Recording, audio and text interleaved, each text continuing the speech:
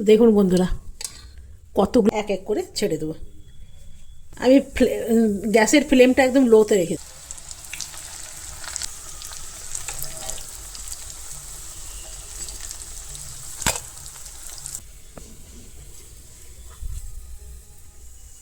নমস্কার বন্ধুরা, আমার রান্নাঘরে আপনাদের সবাইকে স্বাগত। আজ আমার রান্নাঘরে বানানো হচ্ছে কি বলুন তো, এই শীতকালেই খেতে হয় ভেজিটেবিল চপ। তো আমি এখানে একটা বিট আর একখানা সেদ্ধ আলু গ্রেট করে নিয়েছি। আমি এটা দেখেছিলাম জানেন, পরে গিয়ে চেক করছি, দেখছি ভিডিওই হয়নি, জানি না কেন। তো সেই জন্য আবার করে শুরু করলাম, যাতে আপনাদের বলবো বলে এটা করেছিলাম, ভিডিওটা হয়নি। তো একটা সেদ্ধ আলু আর আছে বিট, আপনাদের একবার ভালো করে দেখিয়ে দিই। তো বন্ধুরা, এইখানে কেটে নিয়েছি একটা বিট, বড় সাইজের একটা বিট ছিল, এই যে বিট। আর একখানা কেটে নিয়েছি আলু, তবে ভাবছি আরেকটা আলু দেব। এখানে একটা আলু নিয়ে নিচ্ছি, তবে আলুগুলো কিন্তু সেদ্ধ আলু। আর এইখানে কেটে রেখেছি কিছু সবজি, আপনার মন পছন্দ সবজি দিতে পারেন, যেহেতু ভেজিটেবিল চপ। তো এগুলো আমার কাটা ফ্রিজে ছিল। এখানে কিছু মশলা আমি একটু ভেজে নেব, দিয়ে একটুখানি শুকনো খোলায় ভেজে এটাকে গুঁড়িয়ে নেব। দিয়ে দিলাম ধনে জিরে, দিয়ে দিলাম চিলি ফ্লেক্স, আর দিয়ে দিলাম মৌরি। সব কটা একসাথে ভালো করে ভেজে নেব। দেখুন এটা ভাজা হয়ে গেছে। এরপর এর মধ্যে দিয়ে দিলাম, কড়াইয়ে দিয়ে দিলাম সরষার তেল। আর এরপরে বিনস আর গাজর দিয়ে দিলাম, সাথে দিয়ে দিলাম একটু মটরশুঁটি। এরপরে বিট আর সেদ্ধ আলু। এখানে বাঁধাকপিও দেওয়া যায় জানেন, ভীষণ ভালো লাগে। এর আগে আমি করেছিলাম আর আপনাদেরও দেখিয়েছিলাম বাঁধাকপি দিয়ে। তো আজকে আমি দিলাম না, এটা খুব ভালো করে ভেজে নিতে হবে। দিয়ে দিলাম নুন, দিয়ে দেবো হলুদ, আর দিয়ে দেবো একটু ঝাল লঙ্কা, দিয়ে ভালো করে ভেজে নিতে হবে।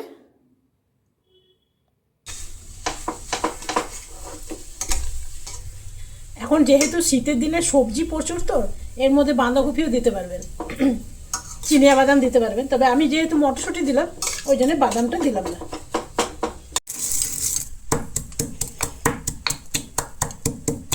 এই মশলাটা দেওয়ার সাথে সাথে কিন্তু গন্ধ বেরোনো শুরু হয়।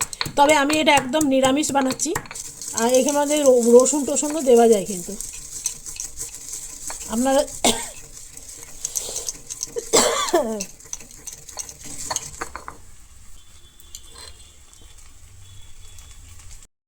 আমি এটা একেবারে নিরামিষ বানাচ্ছি, পেঁয়াজ রসুন কিছু নেই।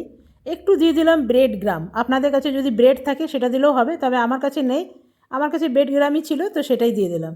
আবার ব্রেড থাকলেও কিন্তু ভালো হবে। এরপরে মশলাটা আমি দিয়ে দিলাম, এখানে 1 চামচের মতন যে মশলাটা আমি করে রাখলাম সেটা দিয়ে দিলাম। আর এটা এরপরে হয়ে গেছে, এরপরে নামিয়ে নেব। এটা একদম রেডি হয়ে গেছে, তবে এটা ঠান্ডা হতে দিতে লাগবে। থালার মধ্যে একটু মেলে দেব, মেলে দিলে খুব তাড়াতাড়ি ঠান্ডা হয়ে যাবে।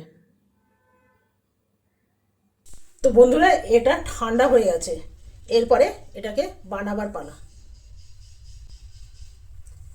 শীত চলে যাচ্ছে, চলে যাবার আগে এসব খেতে হবে, নাহলে আফসোস থেকে যাবে। এই শীতকালে খেলাম না, গরমকালে যাই বলুন, খেতে ভালো লাগে না।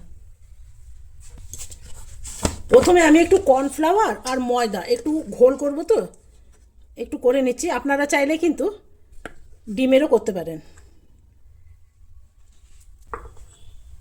এটা দিলাম একটু কর্নফ্লাওয়ার, এখানে দিলাম সামান্য একটু নুন।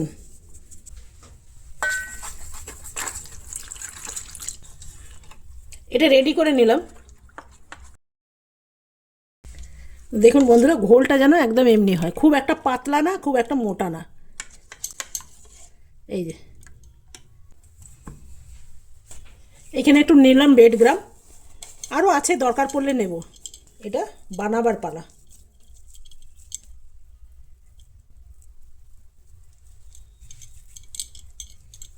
তবে ভেজিটেবিল চপের না এই রকম সাইজটাই ভালো লাগে। আরেকটা হবে, এটাকেই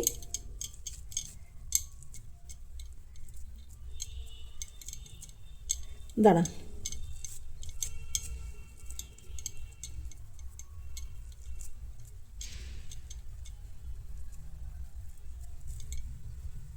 এই শেপটা ভালো লাগছে, হার্ট শেপ, এটাও ভালো, তবে আমি বানাবো একদম এমনি। এগুলো খেয়ে খেয়ে অভ্যস্ত, তো তো এই রকমটাই যেন মনে হয় যেন ভালো হবে। এই যে মনে হবে যেন এইটাই ভালো।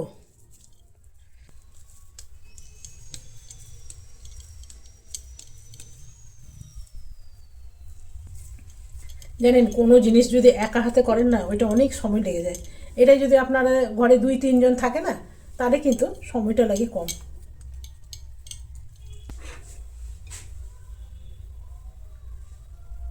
বাড়ির সকলেরই পছন্দ।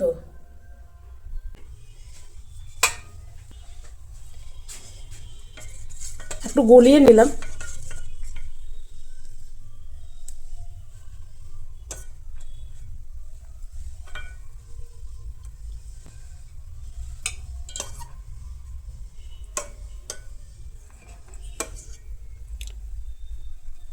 কাঁটা চামচ দিয়ে করলে কি হয় না, এটা একটু ঝরে যায়। আপনার দুটো হাতই শুকনো থাকবে।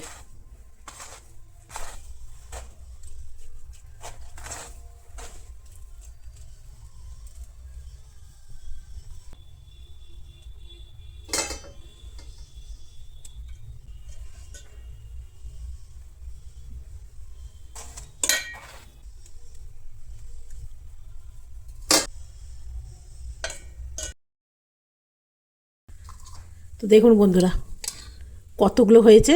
এবারে এটা গরম তেলে ছাড়ার পালা।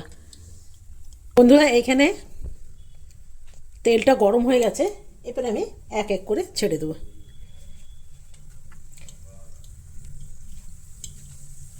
আমি গ্যাসের ফ্লেমটা একদম লোতে রেখেছি।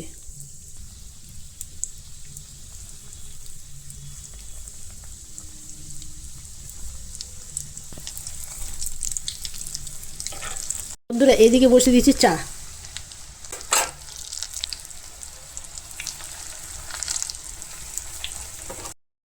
যাই বলুন বন্ধুরা, এই চপ সিঙ্গাড়া যে কোনো জিনিসের সাথে চাটা না এলে কিন্তু মানায় না।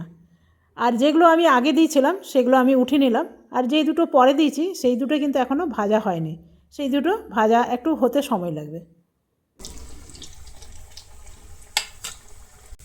তবে এর উপরে যদি একটু বিট লবণ দেওয়া যায় তাহলে কিন্তু আরও খেতে ভালো লাগবে। দাঁড়ান একটু দিয়ে দিই। এটা দিলাম বিট লবণ, আর দিলাম একটু পেরি পেরি মশলা। ব্যাস, এটা দিয়ে একবার খেয়েছি না, ভীষণ ভালো লাগে। আর আমার আদা দেওয়া চা একদম রেডি। বিকেলের জলখাবার, আদা দেওয়া চা, আর আছে ভেজিটেবিল চপ। ভেজিটেবিল চপগুলো ভীষণ মুচমুচে হয়েছে জানেন, খুব ভালো হয়েছে। আমি এই কটাই বানালাম, বাকিগুলো রেখে দিলাম। তো চলুন বন্ধুরা, আজকে এইখানেই শেষ করলাম। যদি ভালো লাগে একটা লাইক করবেন, সাবস্ক্রাইব করবেন, আমার পাশে থাকবেন। Bye bye.